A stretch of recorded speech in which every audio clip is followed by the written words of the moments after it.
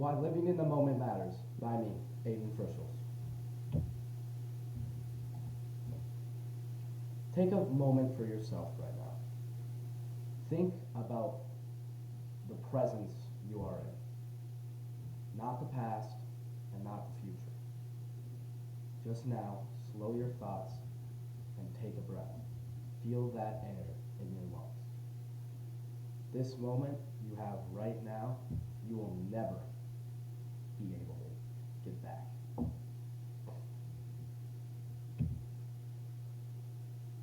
We all live, America as a society lives as fast-paced as possible, right? We're constantly looking ahead. We're looking at what's next, what's due, what's a due date, what's the deadline, and what should be expected of us, right, as a society and certain assignments and things like that. And when we need to escape that stress, we often reach for technology or our phones. But that technology, while we're trying to use it to help us relax, it often just adds more stress and takes away the true experience of being alive, right? Today I want to persuade you to just put your phone down more often and actually live in the present. It's not about the screen time. It's not about, yeah, you should just put your phone down because you'll feel better. That's true, right?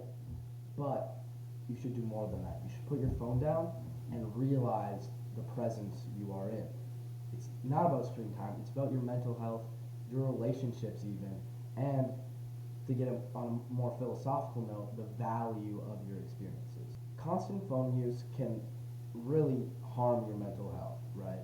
It can lead to increased anxiety and depression, lower self-esteem, and a worsened body image and well-being overall.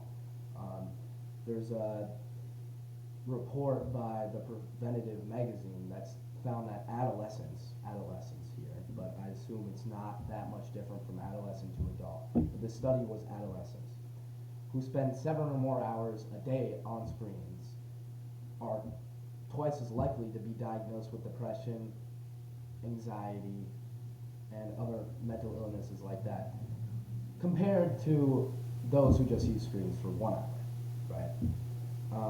Furthermore, the American APA, American Psychological Association, found that 41% of teens with the highest social media use rate their mental health to be poor or very poor on the scale. Third, APA research has also shown that when people limit their screen time, they view themselves and their overall body image just increases, and because of this, their overall well-being improves. You can say that, you can mention the comparison on social media, you can mention all that, but the fact of the matter is your overall well-being just improves. But the problem here is, if the phone is supposed to help us feel better, but it's actually draining us, what's the alternative? If the phone's hurting us, what should we do? And it's this. Simply just be present. Be in the moment. Imagine this. You're at your favorite band's concert, right? You're at a concert. You've waited for months. You've paid the money for these tickets, whatever band. It could be expensive, right? Dressed up. And you go there and you see other people around you, if not yourself, watching it through a phone. They have their phone up, maybe above the crowd, and they're watching it through their phone. They're not being in the moment, they're splitting their attention. And that's what most of us do, right? I mean, it's natural, it's not condemnable, but you can get more out of your experience by just living in the now. You record these moments for later, but what if you just lived in the now? Studies show that mindfulness, or just being present, actually can boost your happiness and your capability to have memories, right? That's because our brain favors emotional moments. It favors our emotions, right? You ever hear emotional thinking? Emotion normally comes before logic, and so we favor those emotional moments more deeply. Furthermore, when you're present with friends and family, your attention isn't split, right? Like when you're mindful and you're in the present, you're just talking to friends or family, no phone, no technology. You're actually feeling the emotions as they go. This is all about your feel, right? And those moments you will remember years later, but not what you posted about them. Not if you take a picture, your attention is split between those two things, right? If you have your phone out while you're with a group of friends, are you really with a group of friends fully, or is half your attention, if not more, on the phone? This one really hits close to home for me. Finally, we have putting your phone down and living in the moment can really help you truly discover what matters, right? When I finally put my phone down, I start to notice just the little things, the small things, like the sky, for example. Like sunsets are apparent, but sometimes just a normal sky. No sunset, nothing special per se. Laughter, and even things like silence. Like this, personally, I've done this, and you notice like the silence, and you're able to find a beauty in the silence. And those moments, they just help you feel more alive. Like, you don't need the likes and the views, but you should really shift your values from being like, I need these on social media, I need to talk to more people on social media. You should really be talking to people in person, right? Your value should shift from focusing on the digital to focusing on the present. Because in the end, what's going to matter is your memories, right? It's not going to, your camera roll memories aren't going to matter as much as your memories in your brain. Finally, on a sadder note, life is finite, right? It has to come to an end at some point or another. And that can really change in an instant. You can't rewind it, you can't relive your life. So why spend so much time not living it and living it through a screen when you could live life like there's no tomorrow?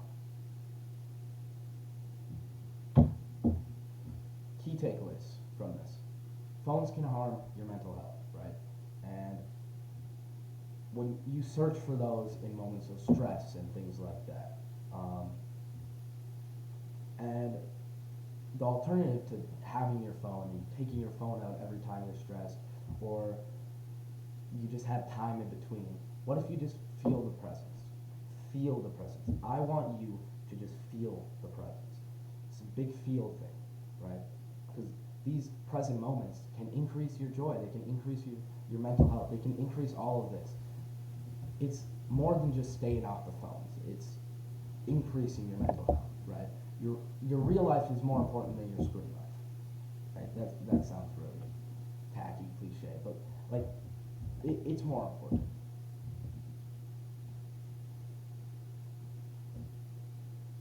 Next time,